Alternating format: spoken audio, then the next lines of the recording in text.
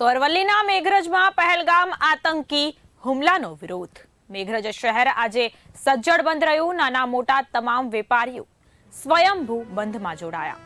જનતાનો આક્રોશ સાથે આતંકીઓનો ખાત્મો બોલાવવાની માંગ કરવામાં આવી। વિવિધ હિન્દુ સંગઠનો દ્વારા સ્વયંભૂ બંધ રાખીને ભારે આક્રોશ વ્યક્ત કરવામાં આવ્યો। હું મેઘરજ વેપારીમાં અગ્રણી વેપારી છું।